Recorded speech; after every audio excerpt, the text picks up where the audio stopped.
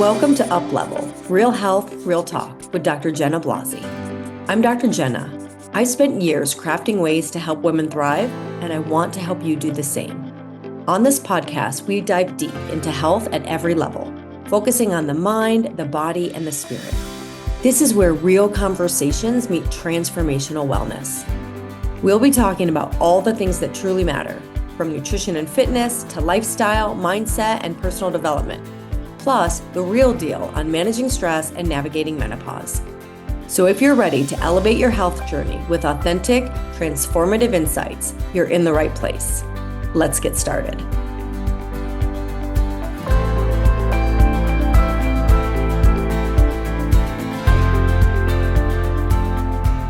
Hello, and welcome to Up Level, Real Health, Real Talk.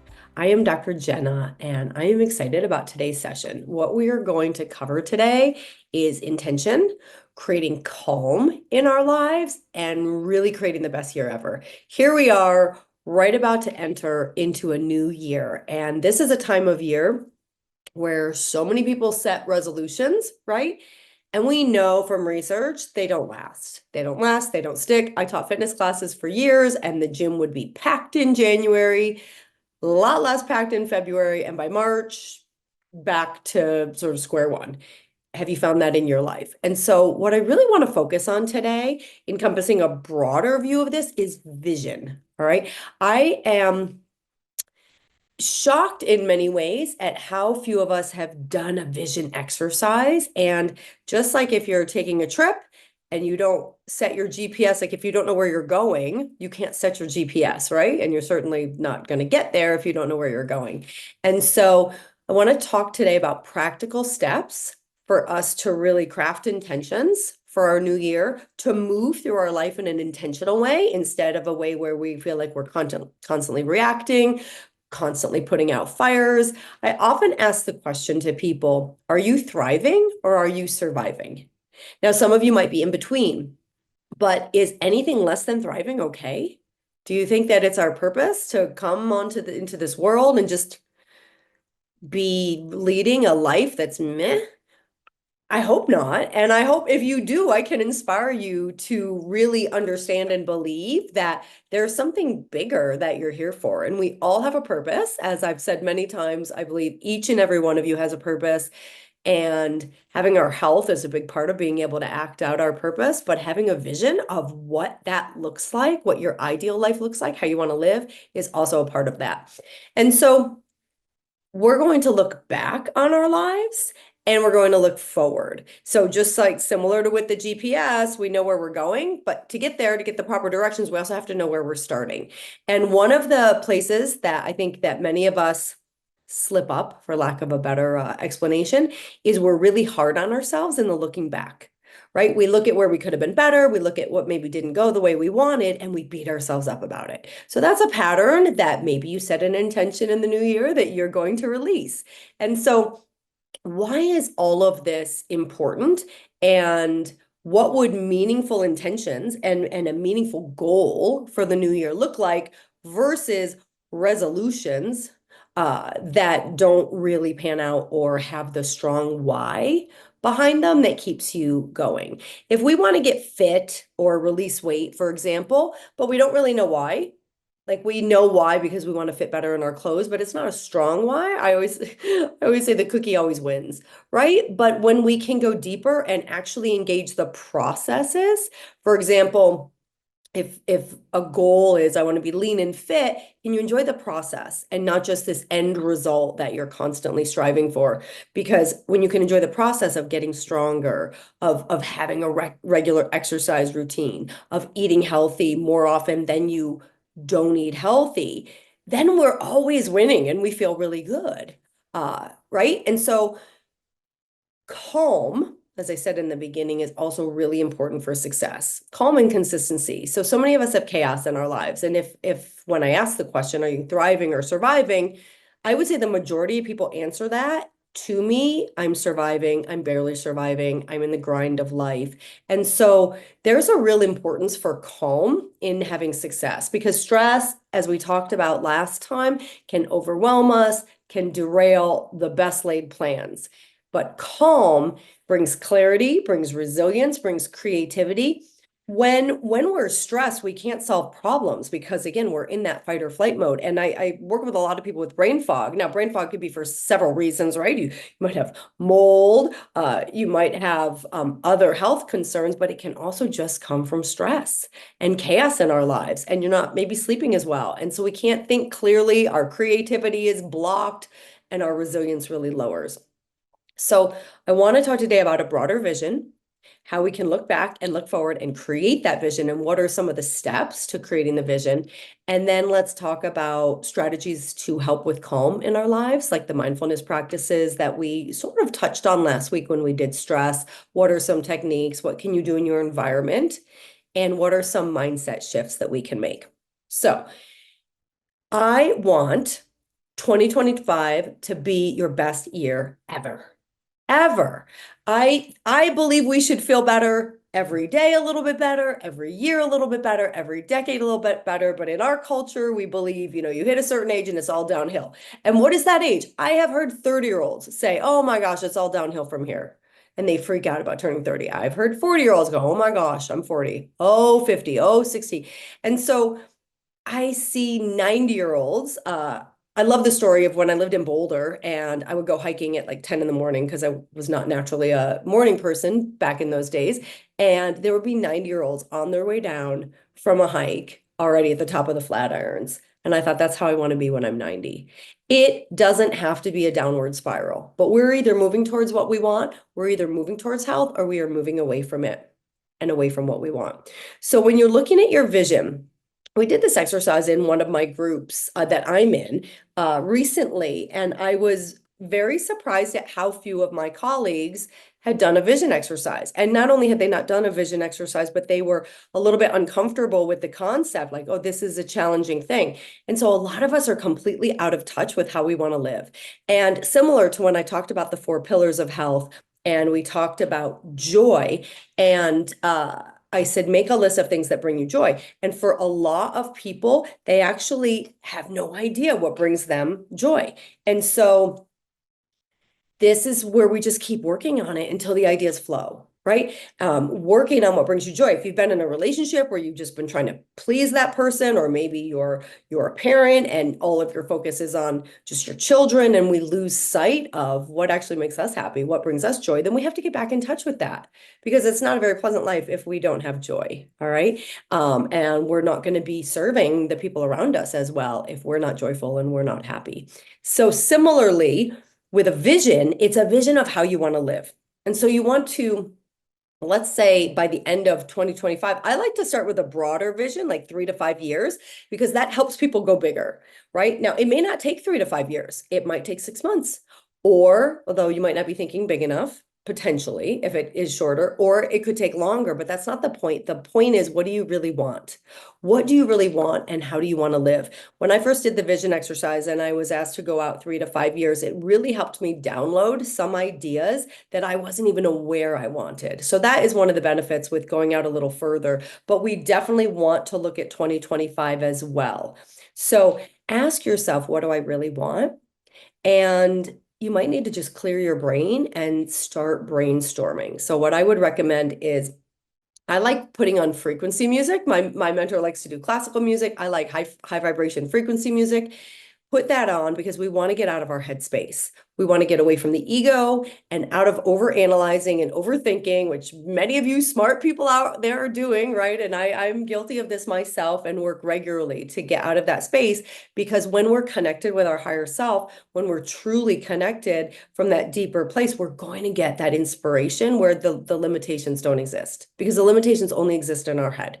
So you put on some relaxing music, whether it's classical or high frequency, do some deep breathing, try to get out of your head, and then start picturing, what do you want? How do you want to live? If we were to fast forward to the end of 2025, or if you want to start with going out 3 to 5 years, where are you? Who are you surrounded by? What kind of person are you? What are you doing in your career? You can break your life into the categories that encompass it, to help figure out what all of those areas would look like. So for example, what do your relationships look like? Who are you spending your time with? Who are you surrounded with?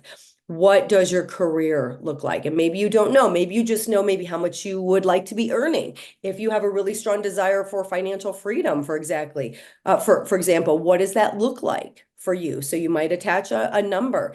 And and so we go through the areas of career, relationships, health, family, community and contribution could be the same thing. They could be different. Like community could be how you're spending your time with your community, what your community looks like. Contribution can be how you're giving back. Spirituality, just any aspect of your life.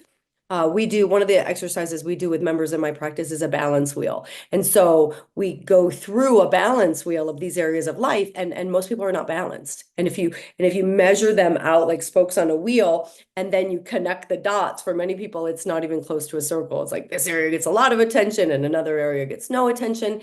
So we want to look at what is a fulfilled life look like of how you want to live? What vacations are you taking? I will sometimes suggest for people if they're really not sure of like just start your day in that vision. When you wake up, how do you start your day in your ideal vision?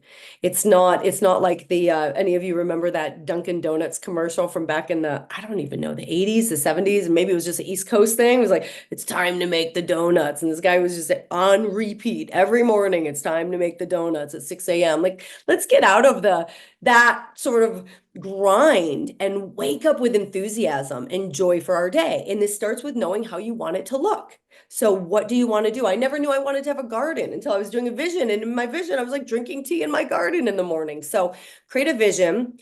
What are the career, what are you doing? Who are you surrounded by? How are you feeling? What are the trips that you're taking? How are you spending your free time? What are your hobbies, et cetera, et cetera, et cetera? And with as much vivid detail as possible. Okay, as much vivid detail, because this is how we bring it to us. If we don't know what we're looking for, it's very hard to find. Whereas if you go shopping and you're like, I want a scarf that's silk, that's pink, that's this long, you know what you're looking for, you're much more likely to find it, right? Versus I don't really know what I want, and you just kind of browsing all the scarves, right? So be as clear as you can and understand that this vision is a work in progress. It's not set in stone. You will continually go back to it and revise it and upgrade it, and then you're going to start to hone it in and bring it to what do I want my year next year to look like. Now, self-reflection is also really important. And one of the exercises that I was just talking to one of my mentors about, that I was calling it evidence in reverse, but apparently it's called evidencing your future. And it's from the book 10x is easier than 2x. But the exercise in general is we want to start with the wins of our lives. We want to start with the accomplishments, right? And so many of us, let's say you create this fantastic vision, and I want you to, and I hope you do. As you're making progress toward that vision, it's really important to, when you're checking in on your progress, when you're measuring yourself, that you're actually measuring yourself from where you started and not from where you're going. For example, let's say you're like, I want to be thin and fit, and I want to release 40 pounds. And you have this vision of yourself and fit and whatever it is, whatever level you take that to. If you're constantly measuring yourself against where you're going, ideally, when you reach where you're going, you set a new goal and you move it a little bit further. But it tends to get people when they're measuring themselves from the goal, getting frustrated. Why am I not there yet? I should be there by now. Why haven't I achieved XYZ? Versus looking at all the progress. Okay, maybe you're not the size yet that you want to be, but you're exercising regularly, which is not only amazing for your body composition in the long run, but for your heart, for your mood, for your bones, etc. Right? So measure from where you've come from. And so this idea of evidencing our future, or as I have now started calling it, evidence in reverse, we want to look back over 2024 and even look back over your life at what your wins have been. And always important to celebrate the wins. We talked about gratitude last time. Gratitude is powerful vibration changer. And when you're in a higher vibration, you're going to attract better things. We attract better partners when we're happy and in a high vibration. That's true for money. That's true for jobs. It's It's true for everything. It also can shift our mood very quickly. And gratitude in and of itself is incredibly high vibe. So again, it gets us closer to our goal because gratitude is love, it's spirit, and it's more in alignment with where we're going and what our true purpose here is. And so when you look back, you can look back, what have been my greatest accomplishments in the last 5 years? What have been, and growths, accomplishments and growths. And so looking at, and how did those make you feel? Think about the wins in your life and how you felt when you had them. And so for 2024, looking back and saying, okay, what were my biggest accomplishments and growths in 2024? What were my biggest accomplishments and growths over the last 6 months? What were my biggest accomplishments and growths in the last month or quarter? Let's say go from 6 months to a quarter, last 3 months, last month, last week, in the previous 24 hours. Because we can train our minds to find those wins. They might be small, right? If you're looking at the last 24 hours, now obviously there's overlap. If you're doing the last year and then 6 months and 3 months and 1 month and a week and a day or 24 hours, but the idea is to learn to celebrate the wins, to get into that feeling and vibration of the successes, as well as showing ourselves what we're capable of. That's the part of like evidencing our future, right? You set a lofty goal. If you look back at over the last year or 2 years, you've accomplished amazing things. Now, hopefully you're not going to look at this and say, well, no, I haven't. They're there. Okay. But if you've been in some kind of crazy long slump, well, then enough, right? Let's wake up and get out of it because it was a game changer when I started doing this. I don't know that I was accomplishing, honestly, all that much before I started doing this until I started becoming intentional, right? This is the power of intentions because what we focus on grows. And so what we intend for, if I intend to find that pink silk scarf, I'm going to find it. If it really matters to me and I want it badly enough, I'm going to keep at it till I do, right? And so finding those small wins for the people in our wellness programs, it's like, let's celebrate, let's hold on to that vision of where you're going, feel it, believe it, expect it, but let's also look at how far you've come and all of the accomplishments, because it's really easy to forget those. I can think of times in private practice when I would be working with someone and they'd come back and they'd say, I don't think I'm any different. And then I take really diligent notes. So I would look down at my list and say, well, are you still having headaches every night? Oh, I was having headaches every night? No, no. Are you still, having trouble getting to sleep at night? Oh, no, I fall asleep just fine now. And I start reading them the list of all the things they told me, sometimes just one visit prior. And they say, oh my gosh, I hadn't realized. And they've completely transformed. And so we have to keep track of these things and celebrate these things and also use them as evidence that we absolutely can do amazing things moving forward. And as I've said over and over again, if one of you can do it, any of you can do it, but you've got to want it. And so it starts with deciding right now, do you want to thrive? Do you want to thrive? Are you tired of being tired? Are you tired of just going through life, going through the grind? Feels like trauma after trauma or emergency after emergency, fire after fire, whatever it feels like, or just a daily time to make the donuts. Are you sick of that? Do you want something better? Do you want to be able to be more present with your family, your friends, at your job, or do something you really love? So this is starting to cultivate that vision. Okay, so we want to reflect on the year behind us. And in those reflections, I did say focusing on the wins, focusing on your growth, focusing on the accomplishments, but it's also important to look at where could we have been better, right? Where could we have been better and where could we grow? Because one of the things we're not raised to do, and it's a real shame, is embrace our failures, not as failures that we identify with, but as stepping stones for growth. What is a failure? I can't even think of things I can think of in my life that I would label as failure because I learned from them. I was doing this exercise with my colleagues, and I did this year was one of the first times I presented evidence on it was hormone therapy and its relationship to cancer, breast cancer in particular, but cancer in general, to my colleagues. And I will tell you honestly, I didn't feel it went that well. I didn't feel I did as good of a job as I could. It was very different for me to present to 100 colleagues, and I had to keep shifting my mindset around it to find the gratitude because I was like, what am I doing? And I have no idea what other people's perception was of it. They may have deemed it more successful than I did, or they may have thought, yeah, yeah, that was just okay. I have a standard of excellence. I want to be excellent at everything I do. And I didn't feel like I was excellent in that. But when we were doing this exercise in my fellowship group, which I've just done a 2-year menopause fellowship. So we will be getting into the trenches with menopause information in future podcasts because there's so many pearls out there that I want to share with you. But we were talking about what's our greatest accomplishment during our 2 years in this fellowship, this menopause fellowship, and we narrowed it down to the last year. What was the greatest growth and accomplishment? So for me, that talk that I gave to my colleagues was one of my greatest accomplishments.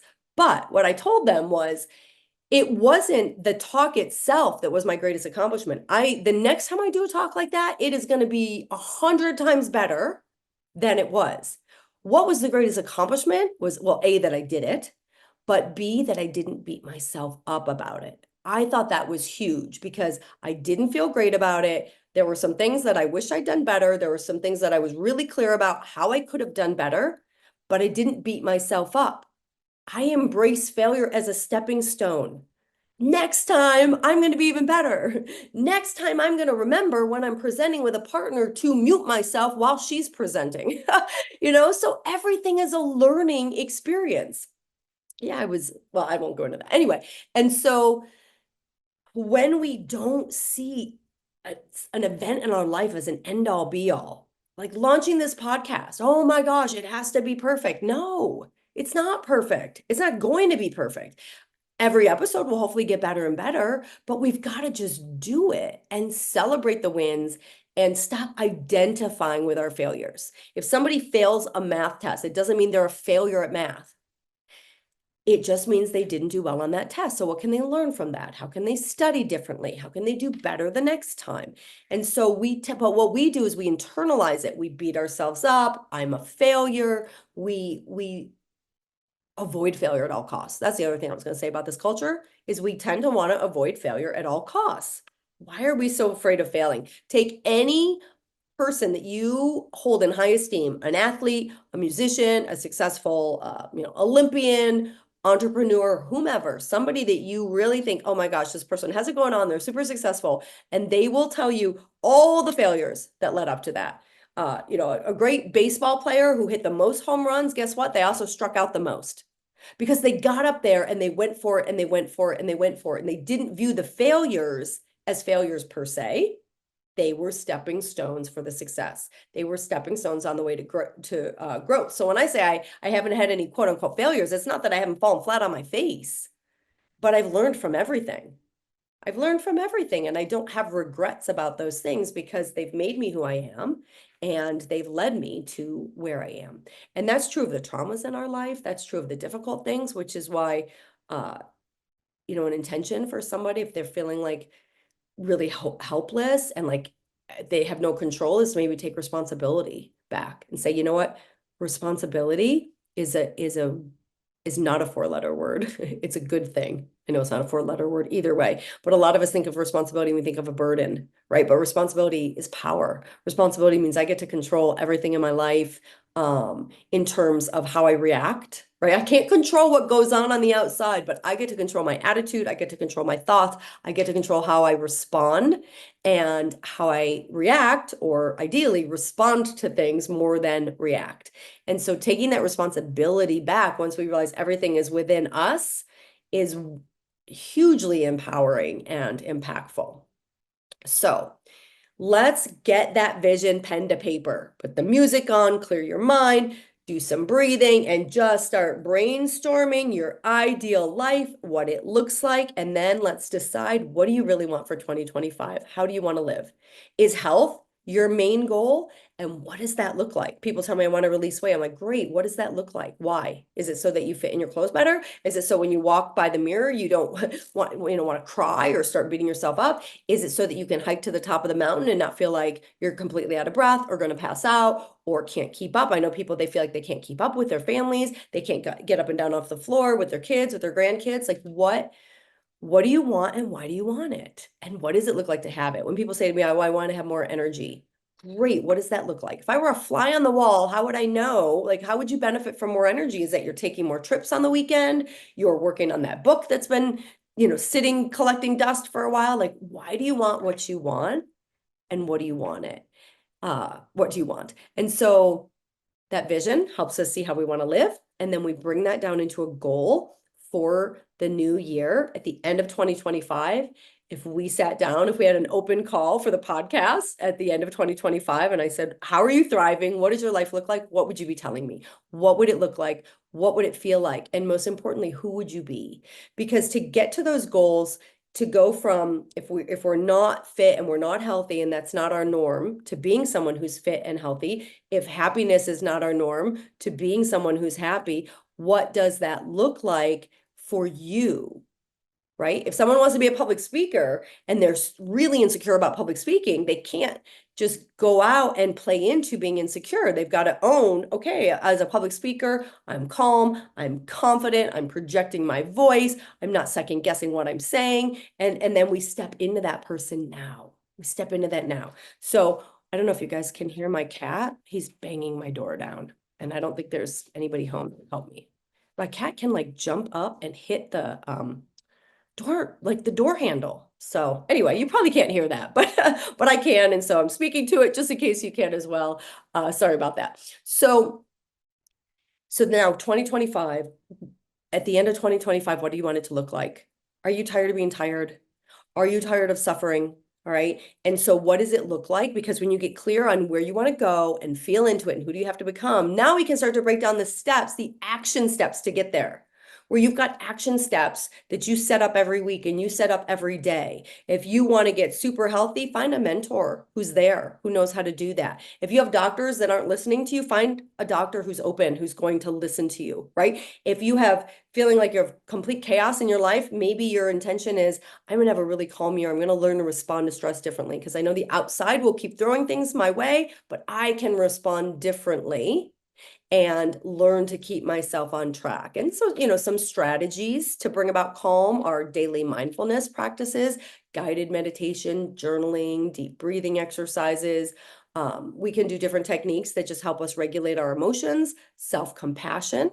Like I said, to be able to reflect on what could you have done better in the last year? Where were you maybe not stepping into your full potential? Where were you making excuses? One of the things my mentor always says, are you going to accept results or excuses? Because we can't have both, right? So if you're not getting results, where are there some excuses, right? Oh, I'm too busy. Oh, I can't do that because XYZ. Or, oh, I'm going to take care of myself when my kids are in college. Oh, I'll take care of myself after my dog's $5,000 surgery. Oh, I'll take care of myself after.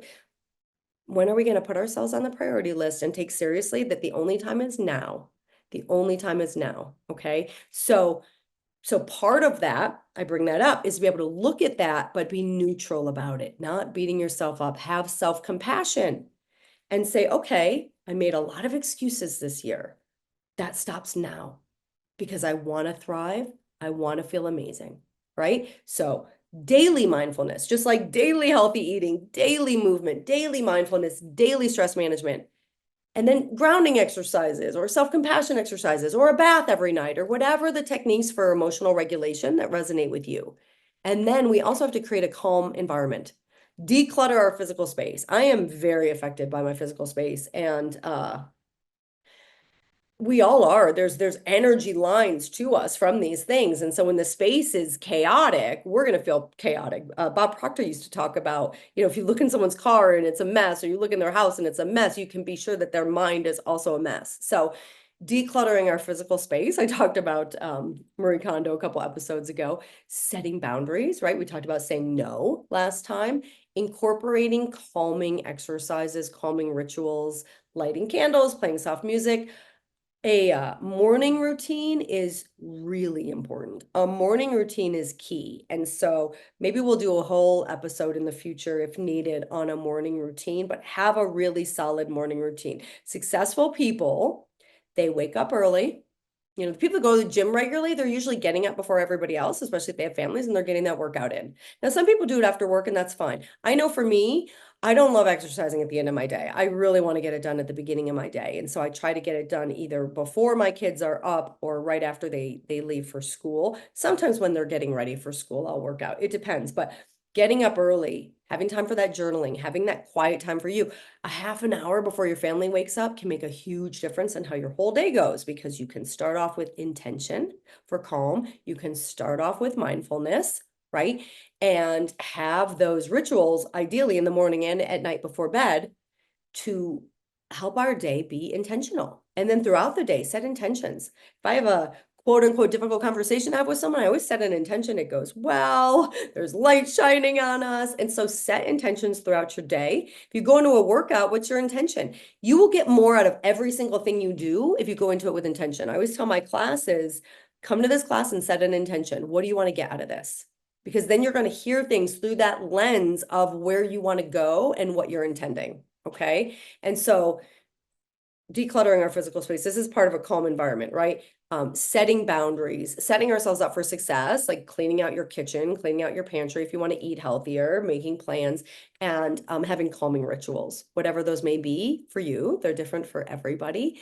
And then the last thing that I'll say on this topic is, I guess I'm just recapping actually, is continually looking at what is our perspective and what is our attitude, making those mindset shifts, right? If you set a goal for fitness, how do you enjoy the journey? Because if you celebrate the wins on the journey, you're always succeeding.